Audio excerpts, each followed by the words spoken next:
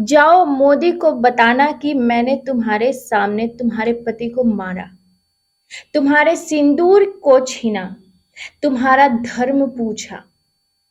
ये कहना आतंकवादियों का था।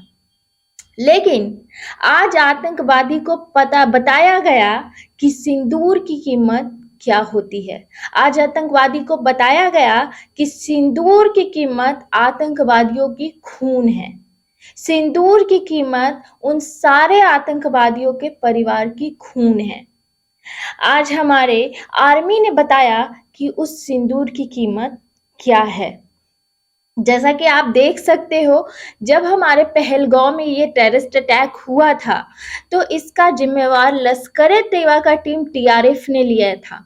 ओके, और ये टीआरएफ आज भागता फिर रहा है कि कहीं इंडियन आर्मी मुझे देखे तो ठोक ना दे। क्यों? क्या हुआ लश्कर-ए तैयबा? आप सामने आओ ना। क्यों? निहत्थे लोगों को मार के क्या मिल रहा था तुम्हें? आज इंडियन आर्मी से लड़ो। आज इंडियन आर्मी पाकिस्तान के बॉर्डर पे खड़ी होकर के हमारे राफेल गरज रहा है कि आओ हमारे साथ लड़ो। अब क्या हुआ? इंडिया पाकिस्तान के आतंकवादियों को अब क्या हो गया बताओ? ये जो मसूद अजहर है, जिन्हों आप देख रहे हो, ये मसूद अजहर की 14 फैमिली की मौत हो गई है, जिसमें से उसकी बीवी, उसके बच्चे, उसका बेटा, सारे लोगों की मौत हो गई। ये मसूद अजहर जो है मारता फिर रहा है कि हमें हमें ही मार देता, क्यों हमारा बीवी बच्चों को छोड़ देता। आज इसे समझ आ रहा होगा कि बीवी बच्चे कितने इंपॉर्टेंट होते हैं, अपना परिवार क्या होता है। ये बात मसूद अजहर को बहुत अच्छी तरह समझ में आ रहा होगा। ये सोच रहा होगा कि काश मैं ही मर गया होता, और ये बात ये एडमिट भी कर रहा है, एक्सेप्ट भी कर रहा है कि काश मैं मर गया होता। देख सकते हो आप इस फोटो में कि कहीं भी कुछ भी नहीं बचा है। ये सारे आतंकवादियों का परखच्चा उड़ा दिया है इंडियन आर्मी ने और इंडियन नेवी मिल करके। दोनों जो ऑपरेशन सिंदूर को दिया है अंजाम, वो काबिल तारीफ है। आज हम नरेंद्र मोदी जी को थैंक यू बोलना चाहते हैं। और ये जो इसके पीछे का लोग था वो मुनीर, पाकिस्तान आर्मी चीफ मुनीर। इसे लगता था कि हम इंडिया को हर्ट करके पाकिस्तान का अल्लाह अकबर बनने की कोशिश कर रहा था। आज ये मुनीर मारता फिर रहा है, ये कुछ नहीं कर पा रहा है। ये कह रहा है, पाकिस्तान का जो डिफेंस मिनिस्टर है वो कहें कि अगर इंडिया इसके बाद कार्रवाई ना करे तो मैं इंडिया पे कोई कार्रवाई नहीं करूंगा। ये भले ही बात हम लोग एक्सेप्ट नहीं करेंगे, पाकिस्तान विश्वास के लायक नहीं है, वो हर आए दिन विश्वासघात करता है, लेकिन ये लड़ने से पहले ही अपना हथियार डाल देते हैं। ये है पाकिस्तानी का फितूर।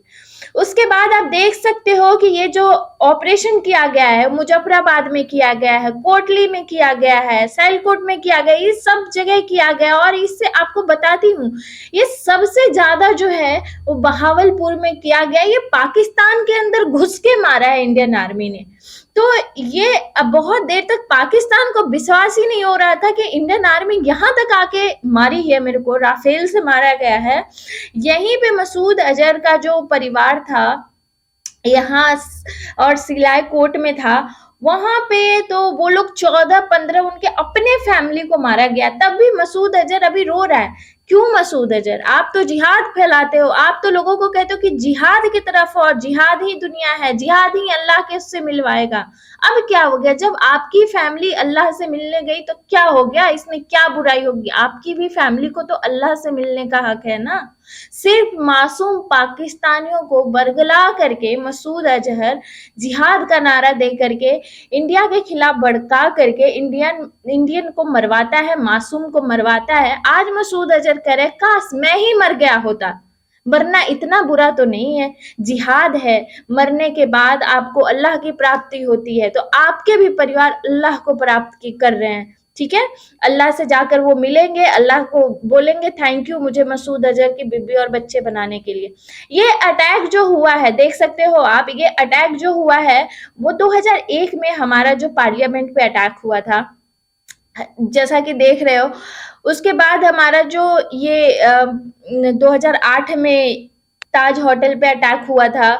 उसके बाद उरी अटैक हुआ था जिसमें हमारे 19 सीआरपीएफ मारे गए थे। ये बहुत दुखद बात है, बहुत दुःख की बात है ये सब। आप देख रहे हो कि ये जो हुआ था पुलवामा अटैक हुआ था, ये अटैक जो है उसमें भी हमारे 40 सीआरपीएफ मारे गए थे। वो बेवजह मौत थी, वो बेचारे जा रहे थे बस में, उस अटैक में उसे मारा गया था। तो जब हिम्मत है आतंकवादियों को तो सामने से आके लड़ना चाहिए। ये पीठ पीछे वार करने की क्या ही जरूरत है। उन सारे अटैक को इसी जगह से अंजाम दिया गया था। इसी किसी न किसी एरिया में आतंकवादियों को ट्रेन किया गया था और उन सारे एक 2001 का, 2008 का, 2016 का, 2019 का, 2025 का जो पहलगांव अटैक है, उन सारे अटैक को मुजफ्फराबाद से, कोटली से, बहावलपुर से, इन सारे एरियाओं में से किसी न किसी एक एरिया से उन्हें अंजाम दिया गया था। लेकिन आज उन्हें बता दिया गया कि इंडिया से पंगा लेने का क्या अंजाम होता है। देखिए आज पूरी दुनिया हमारे साथ खड़ी है। हमारे नरेंद्र मोदी, हमारे प्रिय प्रधानमंत्री जी नरेंद्र मोदी जी और कि फॉरेन पॉलिसी इतनी सही है, इतनी अच्छी है, हमारे देश की जो मिनिस्ट्री है इतनी अच्छी फॉरेन पॉलिसी रखी है कि आज पूरी दुनिया हमारे साथ खड़ी है। आज यहाँ तक कि आज आज है चाइना भी हमारे साथ खड़ा है। चाइना भी इस ऑपरेशन को कंडेम कर, इस आतंकवाद टेरर को कंडेम कर रहा है और इस ऑपरेशन को सपोर्ट कर रहा है कि हाँ, आतंकवाद के लिए इस दुनिया में कहीं कोई जगह नहीं है। तो थैंक यू दोस्तों, इसको शेयर कीजिएगा, लाइक कीजिएगा एंड सब्सक्राइब कीजिएगा। जय हिंद दोस्तों, जय भारत।